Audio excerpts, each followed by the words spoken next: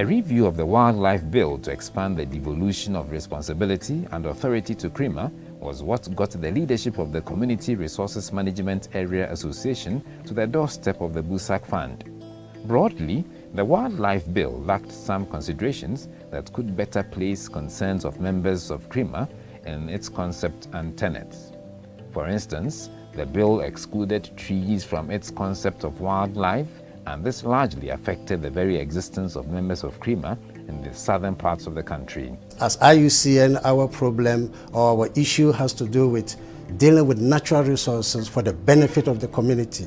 We see the CREMA, we see a very good relationship with the CREMA in the fact that CREMA is the unit, the governance unit at the local level where communities who live in and around natural resources can get involved and participate in the governance of natural resources. Some of the CREMAs, their main focus is on trees planted by farmers within. The CREMA is just a geographical area outside of conservation area where the community members come together with their lands to form the CREMA, to manage whatever natural resources are within. As part of our focus areas, we look into climate change and preservation of natural resources, but from a business point of view. So the CREMAs, they play an essential role in the livelihood of the communities around the protected areas, the protected reserves and park reserves. So we see these CREMAs which are around the buffer zones. They are living in buffer zones around the parks, but we see them as the protectors of the parks and as also the natural management of the resources which are around the parks to preserve the livelihood on the one side, preserve the livelihood of the communities and have extra resources, and on the other side preserve and sustain the forests and the wildlife which is available. So the advocacy for its recognition and its admission as a governance structure is very, very, very, very good. And we are into it. Our project area is the Wassa-Memphis West and Wassa-Memphis Central area in the Western region. And that is where we have provided a lot of support to one of the CREMAs there, the Achichire Pebasi Suresu and Pebasi Man CREMA. Indeed, BUSAC Fund was able to give us financial and technical support. They trained our community's leadership in how to do advocacy. They assisted us to subject the wildlife bill to critical study and come out with gaps. They assisted us to hold sensitization workshops with all the CREMAs across the country, then also a stakeholder meeting with other interested groups. Then eventually they supported us to sit down with the members of Parliament and the Forestry Commission to deliberate on the content of the wildlife bill for us to be able to bring home all our concerns and needs. As of now, the farmers, notwithstanding the education level, know more about climate change. And if they know anything about climate change, it's BUSAC Fund. As of now, the farmers know a lot about carbon credit.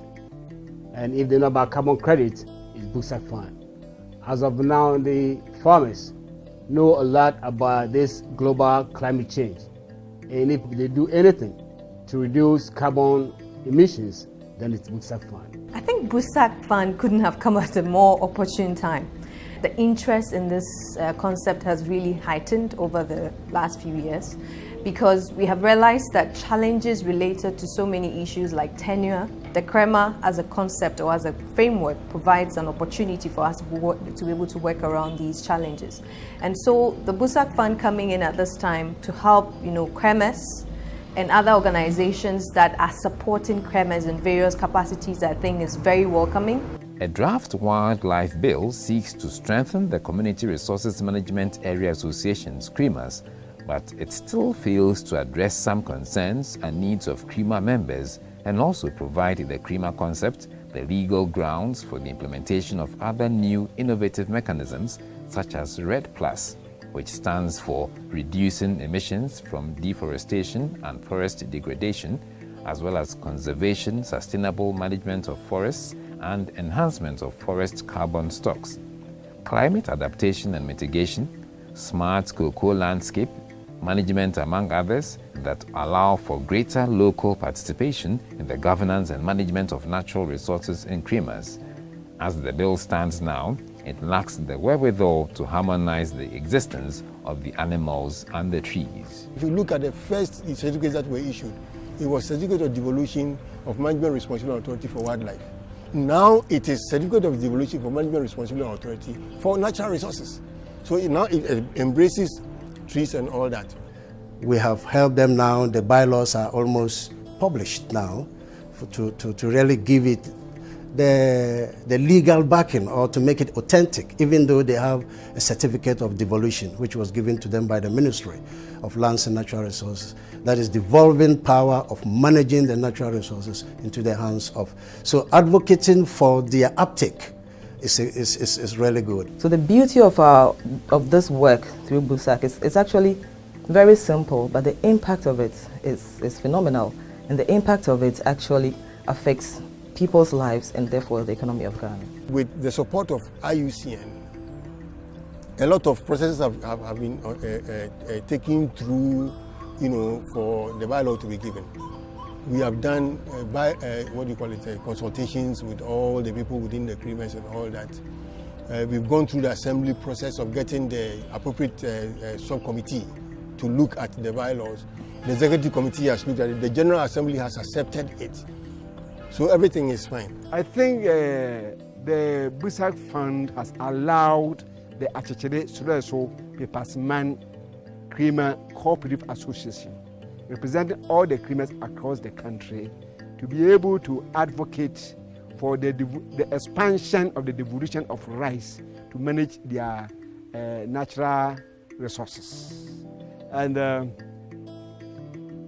that has to be sustained by passing the wildlife bill into a law, so that all the activities that have gone on for the past 20 years can now have a legal backing, and roles and responsibilities under the bill also clearly spelled out as with regard to all the things that we have discussed and agreed upon to be included in that bill. We really, as an organization, cherish the support that BUSAC Fund has given, and we are hoping that we'll have more collaboration to do more, because there are many more creamers that need the support. It's very important that in supporting, we need to put in place the right mechanisms to ensure that this support helps the creamer to stand on their feet, to be more independent, because we cannot continue to have creamers that will continually rely on external funding. It is not sustainable. So as we support these creamers, let's help them develop exit strategies as part of that support. And that is what will make sure the creamer stands the test of time. Thankfully, the Wildlife Bill is currently receiving favorable attention from Parliament.